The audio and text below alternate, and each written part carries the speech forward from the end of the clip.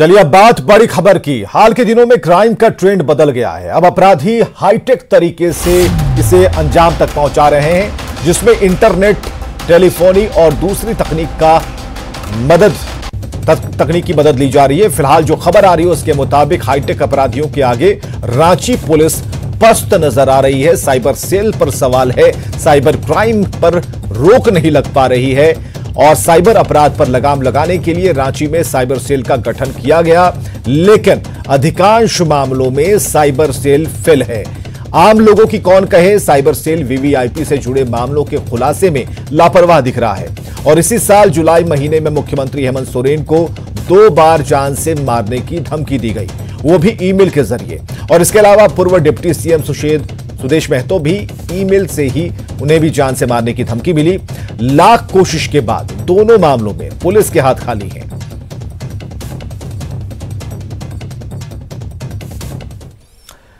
आपको बताते हैं साइबर क्राइम के बड़े मामले कौन कौन से हैं।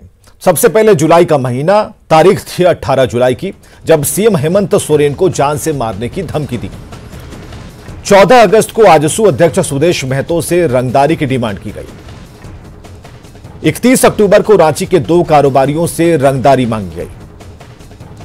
18 अक्टूबर को राइस मिल के संचालक से रंगदारी की डिमांड की गई। 22 अक्टूबर को तुपुदाना के कारोबारी से 1 करोड़ की रंगदारी मांगी गई। 29 नवंबर को कांके निवासी से पीएलएफआई के नाम पर रंगदारी की डिमांड की गई। 30 नवंबर को अरगोड़ा के कारोबारी से रंगदारी मांगी गई। तो ये वो खाका है।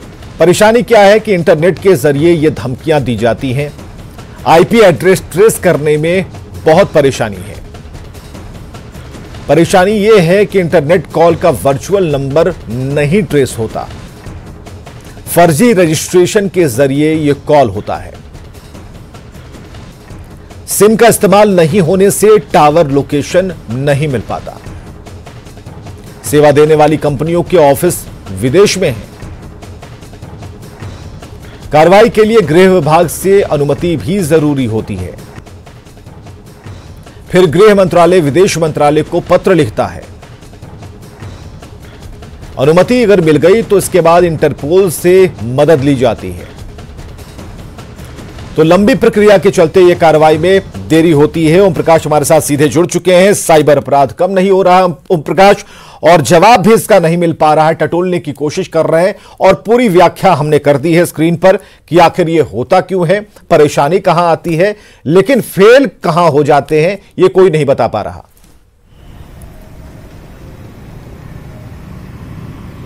जी, जाहिर तौर पर विवेक, जिस तरह से लगातार इस तरह के मामलों में इजाफा हो रहा है, वीवीआईपी भी इसके पूरी तरह से टारगेट पर है। बावजूद अगर तकनीक की बात की जाए तो तकनीक के मामले में अब कहीं ना कहीं लग रहा है कि अपराधी भारी पड़ रहे हैं।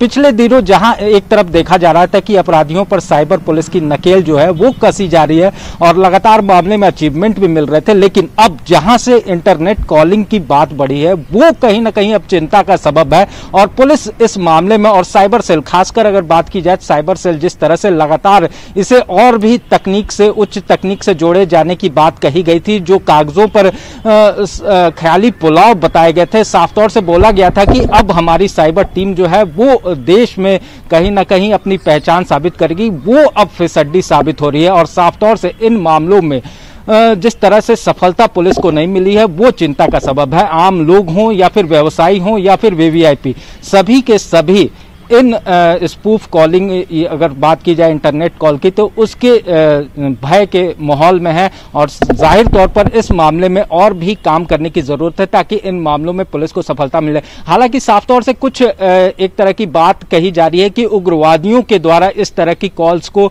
अंजाम दिया जा रहा है, जो बीहड़ जंगलों में रहते हैं, वहां पर पुलिस फिलहाल दबिश नहीं बना पा रही है। इस तरह की बात भी उन पुलिस अधिकारियों के द्वारा की जाती है, लेकिन जाहिर तौर पर ये कोई भी अगर बहाना हो तो वो बहाना नहीं चलता है, क्योंकि काम की जरूरत है, अपराधियों को गिरफ्तार, बिल्कुल काम की जरूरत है। बहुत बहुत शुक्रिया प्रकाश हमसे बातचीत करने के लिए। तारीख दर तारीख हमने वो सारी चीजें आपको दिखाई और हम आपको बता रहे हैं कि झारखंड किस तरीके से साइबर क्राइम के शिकंजे में है।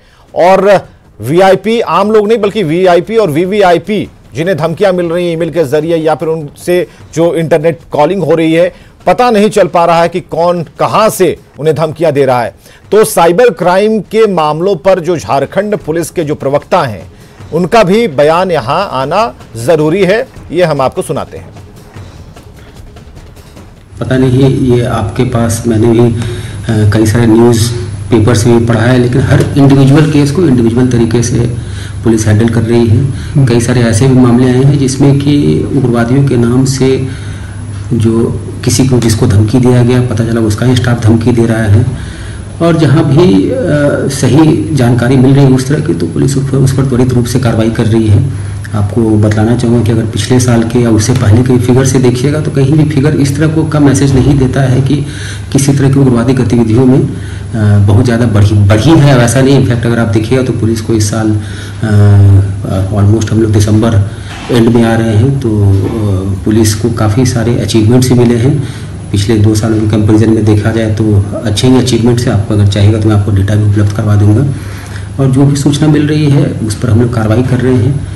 कई सारे फेक कॉल्स भी आए हैं, उस पर भी पुलिस उसी तरह की कार्रवाई कर रही है। एक हर इंडिविजुअल केसेस पर जो भी पुलिस को सूचना मिल रही है उस पर इंडिविजुअल तैयारी की जा रही है।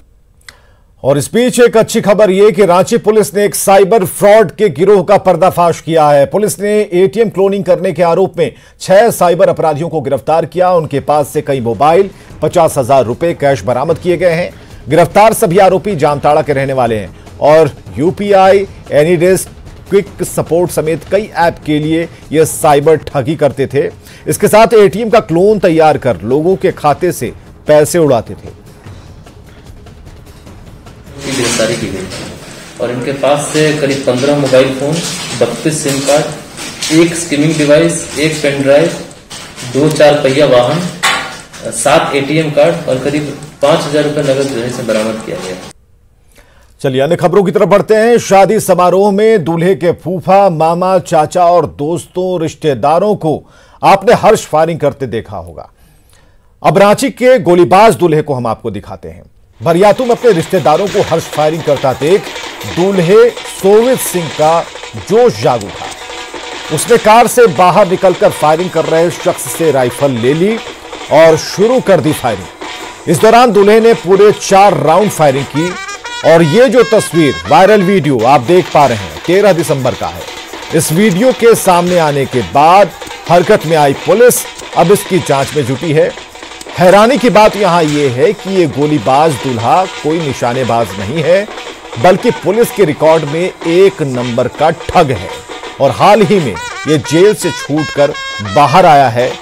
और देखिए किस तरह से इसने एक के बाद एक 4 राउंड फायरिंग की है।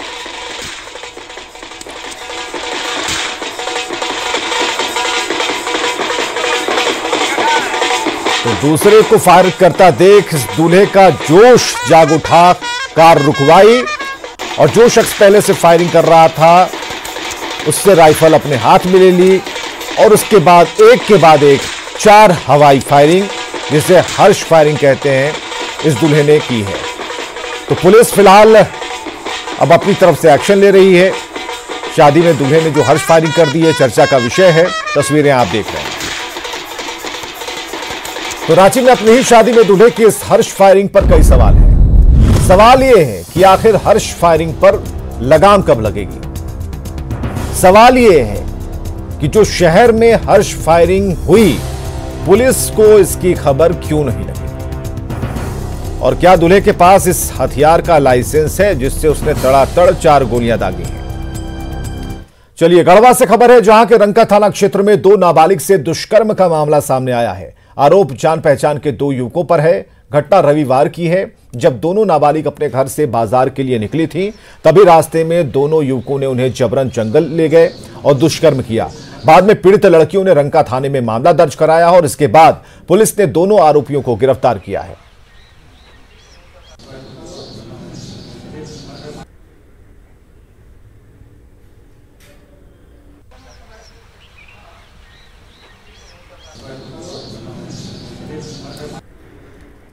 तो गढ़वा में 6 दिनों के भीतर गैंगरेप की 2 वारदात सामने आई है। हम 2 तस्वीरों के जरिए आपको दिखा रहे हैं। पहली तस्वीर रविवार 13 दिसंबर की है, जहां 2 नाबालिग से गैंगरेप किया गया। दूसरी तस्वीर 9 दिसंबर की है, जहां घर में घुसकर विवाहिता से सामूहिक दुष्कर्म किया गया और इन दोनों मामलों में आरोपियों को गिरफ्तार कर लिया गया है।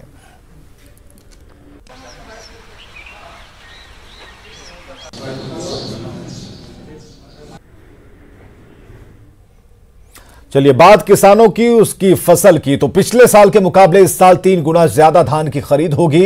कृषि मंत्री बादल पत्रलेख ने कहा है कि इस साल 10 लाख मीट्रिक टन से ज्यादा धान की खरीद होगी।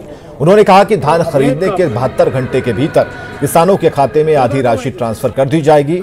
वहीं उन्होंने एक बार फिर कहा कि 29 दिसंबर को सरकार के 1 साल पूरे होने पर किसानों की कर्ज माफी की घोषणा की जाएगी। जैसे ही धान की खरीदारी होगी, आधा पैसा आरटीजीएस के माध्यम से उनके खाते में डायरेक्ट ट्रांसफर कर दिया जाएगा और जो शेष है धान की क्वालिटी चेक होने के बाद उनके खाते में ट्रांसफर कर दिया जाएगा। बिचौलियों को हमने सावधान किया है, टास्क फोर्स बनाया जा रहा है। यदि बिचौलिया किसानों को झूठी मूठी अफवाह फैलाकर धान लेने का काम करेंगे तो उनके साथ सरकार सख्ती से पेश आएगी। झारखंड में साल 2024 तक 54 लाख घरों में नल से जल का लक्ष्य निर्धारित किया गया था। वहीं इस साल 11 लाख घरों तक नल के जल पहुंचाने का टारगेट है। कल पेयजल एवं स्वच्छता विभाग की समीक्षा बैठक में मुख्यमंत्री ने विकास योजनाओं में गति लाने का निर्देश दिया। शौचालय निर्माण और उसके उपयोग पर राज्य सरकार ने विशेष फोकस किया है। राज्य में बड़ी और छोटी योजनाओं के लिए 1-1 हजार करोड़ रुपए की राशि आवंटित की गई है। और इस साल हमारा लक्ष्य लगभग 11 लाख है, उसको भी बढ़ाने का माननीय मुख्यमंत्री ने निर्देश दिया है। और स्वच्छ भारत मिशन के तहत जो शौचालय बनाए गए हैं वो भी धरातल पर पूरी तरह से लोगों को के उपयोग में आए, इसका भी निर्देश दिया गया है। और विभाग के पदाधिकारियों को, अभियंताओं को त्वरित गति से काम करके तेजी से डीपीआर का काम और कुछ जल संसाधन विभाग से कुछ इंजीनियरों को, हमारे यहाँ कुछ मैन पावर की कमी है, तो जल संसाधन विभाग से निर्देश हुआ है कि कुछ वहाँ से अभियंता यहाँ प्रतिनियुक्त किए जाएं और तेजी से काम करके, और जो सबसे जीवन के लिए सबसे अहम पहलू है जल, तो 1-1 घर को हम लोग शुद्ध पेयजल उपलब्ध कराएं। ये माननीय मुख्यमंत्री जी की सोच है और हम इस पर बहुत गंभीरता से काम करें। इधर पूर्वी सिंहभूम में डुमरिया प्रखंड के पहाड़ी और बिहड़ इलाके के गांव के ग्रामीणों को राशन के लिए करीब 30 किलोमीटर लंबी दूरी तय करनी पड़ती है। और ऐसे में ग्रामीणों ने अब हमारा राशन हमारा गांव में के नारे के साथ आवाज बुलंद की है। साथ ही गांव में ही किसी महिला समूह को राशन डीलर बनाने की मांग की। ग्रामीणों ने आरोप लगाया है कि डीलर के साथ प्रखंड के अधिकारी की मिलीभगत से उन्हें जानबूझकर लंबी दूरी के राशन डीलर से जोड़ा जाता है, ताकि ग्रामीण भी हर महीने राशन नहीं ले सकें और कालाबाजारी को बढ़ावा मिले। जेएमएम नेताओं ने ग्रामीणों को उनकी समस्या सीएम तक पहुंचाने का भरोसा दिलाया।